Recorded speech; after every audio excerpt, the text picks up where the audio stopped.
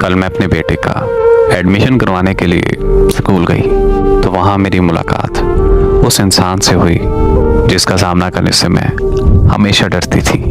उसका नाम अली रज़ा था और हम दोनों इंटरमीडिएट के स्टूडेंट थे और एक साथ एक ही क्लास में पढ़ते थे।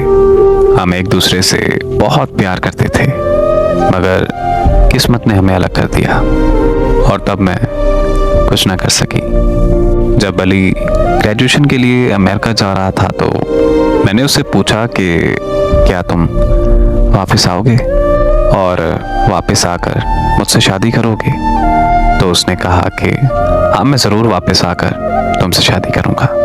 तो मैंने कहा कि नहीं, ऐसे नहीं, तुम मेरे साथ वादा करो कि तुम वापस आओगे। तो उसने मुझसे वादा किया कि मैं सिर्फ तुम्हारा हूँ और तुम्हारा ही रहूँगा और अपनी आखिरी सांस तक तुम्हारा साथ दूँगा। तब मुझे एक चीज़ का डर था कि वो वहाँ जाकर बदल जाएगा। अगर किस्मत ने ऐसा खेल खेला कि वो नहीं बदला, उसकी जगह मैं बदल गई। मेरे घर वालों ने मुझसे पूछे बगैर मेरा रिश्ता मेरे कज़न से तय कर दिया। मैंने अम्मी से बात की तो अम्मी ने मेरे पाँव पकड़ लिए। मेरी अम्मी मुझसे कहने लगी कि अब इनकार किया तो हमारी इज्जत मिट्टी में मिल जाएगी।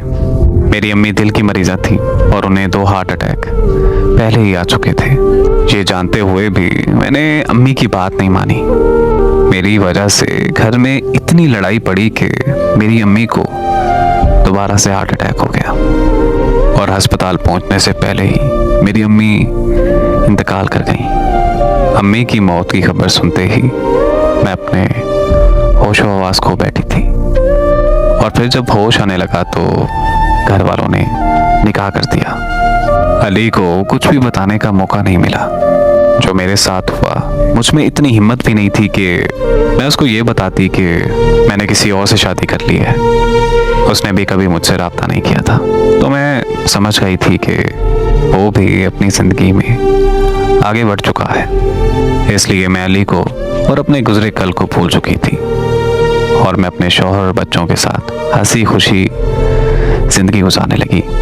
लेकिन कल जब अली मेरे सामने आया तो मैं कांपने लगी, क्योंकि मुझे लगता था कि मैंने अली से बेवफाई की है। फिर अली मेरे पास आया और मेरे पास आते हुए मेरा हाल चाल पूछने लगा तो मैं रोने लगी और अली से माफ़िया मांगने लगी। लेकिन अली ने मुझे कहा कि मुझे पता है कि तुम्हारा कसूर नहीं था। तुम्हारी अम्मी की जब वफ़ात हुई तो ये खबर सुनते ही मैं अमेरिका से वापस आ गया। वापस आकर जब तुम्हारी अम्मी की वफ़ात की वजह पता चली तो तुम्हारी हालत की तरफ देखा तो मैं चुप सा हो गया। तब मैं समझ गया था कि हमारा मिलना किस्मत में नहीं लिखा। फिर वो मुझे कहने लगा कि जो तुम्हारे साथ हुआ, अल्लाह पाक वो किसी दुश्मन के साथ भी ना करे। मैं ये मानता हूँ कि तुमने मेरे साथ बेवफाई नहीं की और ना ही तुम मेरी गुनहगार हो, तो प्लीज़ मुझसे माफ़िया मत मांगो और ये सब करके मुझे शर्मिंदा मत करो। अली की इन बातों ने मेरे दिल का बोझ काफ़ी हद तक हल्का कर दिया था।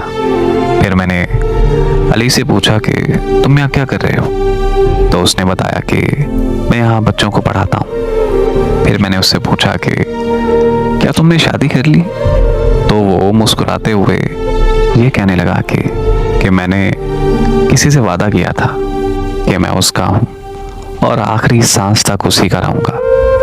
खुदा हाफिज, मैं भी जा रहा हूँ। अगले रोज़ मैं फिर स्कूल गई तो पता चला कि वो स्कूल छोड़ गया है। अब वो कहाँ है, कैसा है, किसी को कोई खबर नहीं। मेरी दुआ है कि वो जहाँ भी रहे खुश रहे और हमेशा सलामत रहे। आमीन।